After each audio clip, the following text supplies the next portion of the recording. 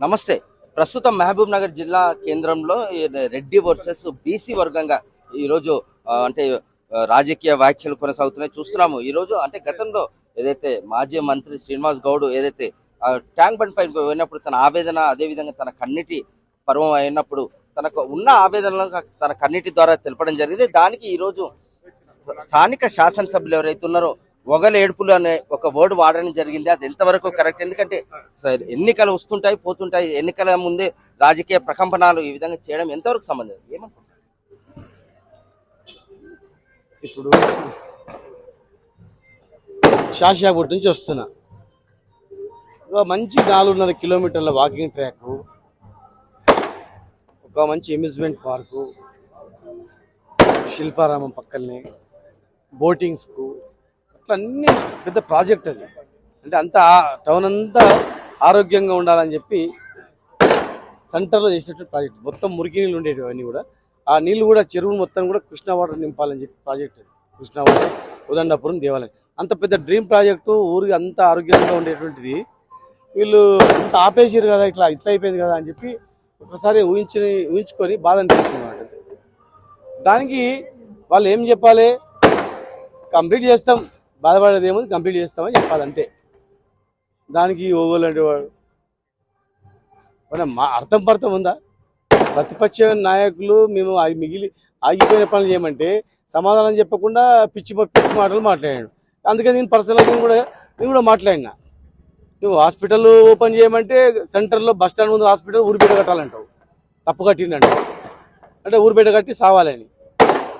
ఆరోగ్యానికి ఉపయోగపడేది tank bund చుట్టూ వాకింగ్ ట్రాక్లు అవన్నీ బంద్ చేసినారని చెప్తే దానిని కంప్లీట్ చేయవు. హాస్పిటల్ కంప్లీట్ చేయవు, స్కూల్ బిల్డింగ్ కంప్లీట్ చేయవు. మన ఇంకొంత రోప్వే మధ్యలో ఆగిపోయింది, కళ్యాణ మంటపాలు ఆగిపోయినాయి, హౌస్ ఆగిపోయింది, క్రిస్టియన్ భవన్ ఆగిపోయింది. రోడ్లు గీళ్ళు అన్నీ అస్తవ్యస్తంగా చేసి పడేసిండ్రు. మేము తీసుకొచ్చిన డబ్బులతో మీరు వేస్తున్నారు, మీరే అసెంబ్లీలో మాట్లాడినరు, ₹1 గవర్నమెంట్ ఇవ్వలేదు. మరి అలాంటప్పుడు మేము పెండింగ్ పనులు చేస్తామని చెప్పేది పోయి ఏదో మెంటల్ గా అహంకారంతో మాట్లాడుతారు. అహంకారం అంటే నెత్తికి ఎక్కింది అహంకారం అన్నమాట. మాకు కూడా రాదా మాట్లాడానికే? నువ్వు ఎట్లా వచ్చినావా, ఏ పార్టీలో ఉన్నావు? నువ్వు టీఆర్ఎస్ పార్టీలో ఉంటివి, ఉరికిపోయి ఎమ్మెల్యే అవుతుంది. మళ్ళీ బీజేపీలో మధ్యలో బై ఎలక్షన్ రాగానే చెప్పకుండా పోయితివి, ద్రోహం చేస్తుంది. ద్రోహం చేసిపోయి ఎమ్మెల్యే అవుతుంది. 2.5 ఏళ్ళు ఏం చేసినావు, ఏం బీకినావు? ఒకసారి చూపి ఏం చేసినావు 2.5 ఏళ్ళలో? ఏం చేయలేదు. మళ్ళీ ఇంటి పార్టీ అని పోతుంది. ఇంటి పార్టీలో ఆడ నడవలేదు దుకాణం. 10 ఏళ్ళు అజ్ఞాతంలోకి వెళ్ళిపోయావు, మహిమనానికే రాలేదు.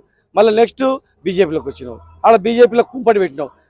బండి సంజయ్కు, ఈటల రాజేందర్కు, అక్కడ ఉన్నట్టు వాళ్ళందరికీ పంచాయతీ పెట్టినావు. మళ్ళీ అక్కడ నుంచి వెళ్ళగొడితే మళ్ళీ కాంగ్రెస్లోకి వచ్చినావు. కాంగ్రెస్లో ఇలా ఏం నడుస్తలేదు, అయిపోయింది. కాంగ్రెస్లో ఉండి ఇంట్లోనే ఉండి కాంగ్రెస్ గవర్నమెంట్లో కొట్లాడి పని తెచ్చేది పోయి, లేకపోతే అడుక్కొని కాలు మొక్కి పని తెచ్చేది పోయి, నీ శాతగానితనానికి పైసలు లేక ఉల్టా మళ్ళా మేము మాట్లాడితే నువ్వు మాట్లాడుతున్నావు. మళ్ళీ ఇప్పుడు మళ్ళీ ఎడుకోవాలని చూస్తున్నావు, మళ్ళీ బీజేపీ కోవాలని చూస్తున్నావు. బహిరంగంగా ముఖ్యమంత్రి సమక్షంలో బహిరంగ సభలో బీజేపీ వాళ్ళని పట్టుకొని ఎంపీ గారు మేమిద్దరం ఒక తల్లి పిల్లలమని అన్నావు. ఎట్లా తల్లి పిల్లలు అవుతారని నేను రామ్మోహన్ రెడ్డిని అడిగిన. వానికి మాకు సంబంధం లేదు, ఎక్కడ ఇదే మాట మాట్లాడాడు. మా అమ్మ కుట్టింది మేమిద్దరం 5 మంది అక్క చెల్లెలం. ఈయన వచ్చిండు తల్లి పిల్ల ఎట్లయితుంది? ఈయన జిల్లానే వేరు, ఈ జిల్లానే కదా రంగారెడ్డి జిల్లా, అక్కడ కలవకూడదు అవతల అన్నాడు. మరి నీవు ఎక్కడ పోయినట్లా? ఇంత అహంకారమా? నువ్వేం చేసినావు చూపి. ఏమన్నా బిల్లులు రాక చాలా మంది ఆత్మహత్యలు చేసుకుంటున్నారంటే ఎవరి గవర్నమెంట్లో 20% బిల్లుల గురించి వస్తున్నారు. నువ్వు ఇప్పివా? నేను బిల్లు ఇస్తా, ఇప్పి గవర్నమెంట్లో పోయి. ఎందుకు ఇప్పిస్తలే మరి? బిల్లులు ఎందుకు వస్తున్నావు? నీకు ఎందుకు శాతం అయితే లేదు మరి బిల్లులు ఇప్పానికి? 20% ఇవ్వాలా? ఇలా మీరు టికెట్లు అమ్ముకొని నిజాయితీ గల కార్యకర్తలు, భుజం మోసిన వాళ్ళు, మీ భుజాలు మెత్తి ఎత్తుకొని పైకి తెచ్చిన వాళ్ళు, జెండాను మోసిన వాళ్ళని పక్కకు పెట్టి మీరు టికెట్లు ఇవ్వకుండా టికెట్లు అమ్ముకొని సమర్థవంతులకు టికెట్లు ఇవ్వకుండా బీజేపీ కాంగ్రెస్ కలిసి లోపాయకారి ఒప్పందం కుదుర్చుకొని ఒక దగ్గర బీజేపీని గెలిపేయడానికే కాంగ్రెస్, ఒక దగ్గర కాంగ్రెస్ గెలిపడానికి బీజేపీ జెండాలు మోసడానికి కష్టపడడానికి బీజేపీలో టికెట్ లేదు, కాంగ్రెస్ జెండాలు మోసి మీకు కష్టపడడానికి వానికి టికెట్ లేదు. టికెట్లు అమ్ముకొని మీరు నెక్స్ట్ ఏ పార్టీలోకి పోతాని ఆ పార్టీని గెలిపేందుకు నకరాలు చేస్తూ ఇలా మమ్మల్ని ఒకళ్ళు మాట్లాడతావు, నీవు ఒకళ్ళు మాట్లాడుతున్నావు, నువ్వు ఒకళ్ళు చేస్తున్నావు. అర్థమైందా? ఇది ఒక్కటే కాదు, ఇంకా చాలా ఉన్నాయి. అలా ఒకవేళ ఇప్పుడు ఈసారి జరగబోయే ఎన్నికల్లో ఒకవేళ మీకు మెజార్టీ వచ్చి ఒకవేళ తప్పనిసరిలో ఏ పార్టీతోనైనా మీరు ఒకవేళ అంటే కలిసిపోయి ఒకవేళ మేయర్ పదవి చేయించుకోవాలంటే ఒకవేళ బీజేపీతో మీరు సిద్ధం అనుకుంటున్నారా? అయ్యో, పెళ్ళే కానీ పిల్లలు పుట్టినట్లుంది. ఎలక్షన్ అయితే కానీ రాదు. మేము ఒంటరిగా పోతున్నాం. ఒంటరిగా డైరెక్ట్గా మీకు కనిపిస్తూ ఉంది. లేనిపోని ఎందుకు మీకు ఒంటరి పోటీ మాది. ఒంటరిగా ఎవరు పొత్తు తెలుసుకోలేదు. వాళ్ళక అందరు లోపాయికారి ఒప్పందంతో అందరితో పొత్తు ఉంచుకొని అంతా మైనర్ ప్రజలకు అంతా తెలుసు. ఇంకా చాలా ఉన్నాయి. ఇక పర్సనల్గా మాట్లాడాలంటే వాళ్ళు పర్సనల్గా మాట్లాడితే మాకు కూడా చాలా ఉన్నాయి. కళ్ళు దందాలు అవుతుంది, తర్వాత వైన్ షాప్ల దందాలు అవుతుంది, ఇసుక దందాలు అవుతుంది, భూముల దందాలు అవుతుంది. మేము కూడా చాలా రెడీగా ఉన్నాయి సాక్ష్యాలతో సహా మీకు ఇట్లా పెడతాం. వాళ్ళకు కూల్ పాయింట్లు అంటే చిన్న చిన్న ఉల్లిగడ్డ పొట్లాక మా వాళ్ళకి వాడదగిన అంతే. కూల్ పాయింట్లో ఏమొస్తుంది? 5,000, 10,000, 20,000 కూడా రాదు. అసలైనటువన్నీ ఎంఆర్పి వైలేషన్ కానీ, వైన్ షాప్లలో చాలా మంది పార్ట్నర్షిప్ పెట్టుకోవడం కానీ, నెల నెల మామూలు కానీ, ఎక్సైజ్లు ఇచ్చేటువంటి కానీ, కళ్ళుల దందాలు కానీ, కళ్ళుల మామూలు కానీ, కళ్ళు చెమట రక్తం ఒడిచి చెట్టు మీదకి సస్తోడు సచ్చేటోడు బతికి అమ్ముకునేటువంటి దానిలో కానీ నెల నెలకి ఎవరు తిండి తింటారు, ఎవరు బట్ట కడతారు, ఎవరు కారు ఆఫీసులో ఏంది కథ, అన్వాడలో మైనింగ్ కానీ విన్నావా? అవన్నీ ఉన్నాయి. మొత్తం రోడ్ ఆగిపోయింది. అవన్నీ పర్సెంటేజ్లు 20% పర్సెంటేజ్లు అవన్నీ దందాలు అన్నాయి. ఏదో మా వాళ్ళకు కూల్ పాయింట్లు ఇచ్చి కృషి చేస్తామంటే ఎవరు కృషి కాలేలా 10-20 వేలు ఎవరికి కావాలి? అసలు అన్నీ ఉన్నాయి. ఉల్లిగడ్డ మొత్తం తిని పొట్టు మాకు వాడదేంత అవన్నీ ఉన్నాయి. పర్సనల్గా మాట మేము కూడా వస్తాం. మేము అన్ని కులాలకు అన్ని వర్గాలకు స్థానం కలిగించినాం. అందరిని చూసుకుంటున్నాం. వాళ్ళ అవసరాల గురించి డివైడ్ చేస్తారు. కులాలు మతాలు బీసీలు ఎస్సీలు ఎస్టీలు అని వాళ్ళు డివైడ్ చేస్తారు. మాకు అలాంటిది ఏం లేదు. మేము ఎవరిని డివైడ్ చేయలేదు. మేము అందరిని కలుపుకొని పోతాం. రేపు మళ్ళీ మేము అందరిని కలుపుకొని పోతాం. మా నుంచి ఎవరికైనా నష్టం అయితే చెప్పండి, మేము సరి చేస్తాం. అవకాశం వచ్చిన వాళ్ళకి సహాయం చేస్తాం. మా నుంచి నష్టపోయిన వాళ్ళకి ఎప్పుడు అవసరం వస్తుందో అవకాశం వస్తుందో వాళ్ళకి తెలియకుండా వాళ్ళకి సాయం చేస్తాం. నష్టపోయిన వాళ్ళకి మళ్ళీ డబుల్ లాభం చేస్తాం. అట్లేం లేదు మాకు. మేము మామూలు అభివృద్ధి చేయడానికి వచ్చినాం తప్ప ఏదో పిచ్చి పిచ్చి పనులు చేయడానికి రాలే. ఈ ఓన్లీ గెలవడానికి ఈ పార్టీ 10 పార్టీ జంపు చేయమని ఒకటే పార్టీలో ఉంటాం.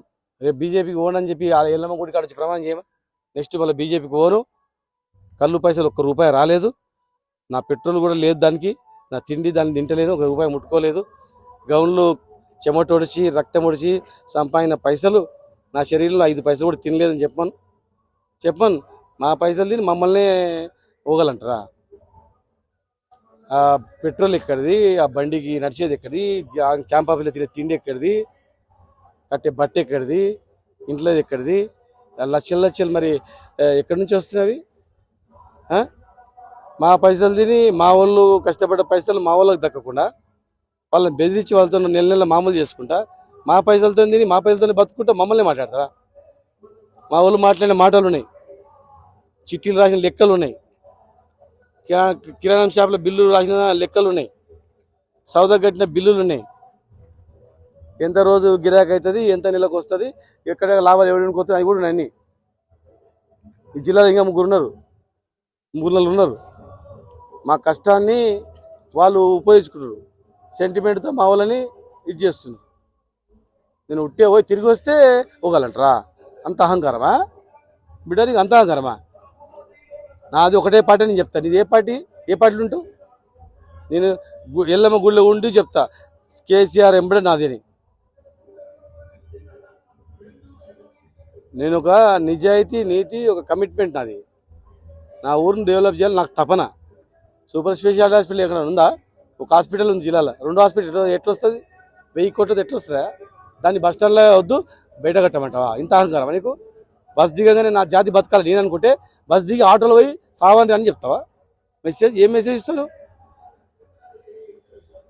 పర్సనల్గా మాట్లాడదు, పార్టీ పరంగా మాట్లాడు. నేను పార్టీ పరంగా మాట్లాడతా. గవర్నమెంట్ నాలో తప్పుంటే సరి చేసుకోవాలి. నేను చెప్పినవి కరెక్ట్ ఉంటే మీరు సరి చేసుకోవాలి, చేపిస్తామని చెప్పాలి. మేము వచ్చిన తర్వాత మీ పెండింగ్ ప్రాజెక్ట్ కంప్లీట్ చేయలేదా? చెప్పలేదా? మీరు కట్టిరు, మీరు స్టార్ట్ చేసి మేము కంప్లీట్ చేసినామని. నీకెందుకు వస్తలేదా? ఏమన్నా అహంకారం ఏందని ఆకాశం ఊడిపడ్డావా? మేమేం భూమిలోకించి వచ్చినామా? మొరలెక్కించి వచ్చినామా? అంత బహిరంగ సభలో నువ్వు తల్లి పిల్లలు అంటే ఆమె మస్క కొడుతుంది. మళ్ళీ ఆమె టికెట్ ఇస్తుందని, టికెట్ ఇప్పించాలని.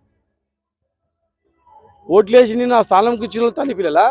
రేపు టికెట్ ఇస్తానని చెప్పిన తల్లి పిల్లలు అవుతారు. ఎట్లా తల్లి పిల్లలు అవుతారు? ఇంత బహిరంగంగా మీరు తల్లి పిల్లలు మాట్లాడుకుంటూ మేమేమో ఆ మాట కూడా ఇప్పటివరకు నువ్వు ఇప్పుడు అన్నావు కనుక ఒకళ్ళు నీవు ఒకళ్ళు నేను అంటున్నాను. ఇది ఇక్కడ పరిస్థితి. ఏదేమైనప్పటికీ కూల్ పాయింట్ల వ్యవస్థ కూడా ఈ రోజు బయటికి రావడం జరిగింది. అంటే వ్యక్తిగతంగా వెళ్తే మాత్రం చాలా వరకు నష్టం జరిగే పరిస్థితులు ఉన్నాయి. ఇప్పటికైనా సద్దుమణిగే పరిస్థితిలో తీసుకురావాలి, ఎందుకంటే జరగబోయే అభివృద్ధిని మాత్రం కొనసాగించాలంటూ కూడా శ్రీనివాస్ గౌడ్ కోరుతున్నారు. మహబూబ్ నుంచి మన తెలుగు కోసం మీ మధు.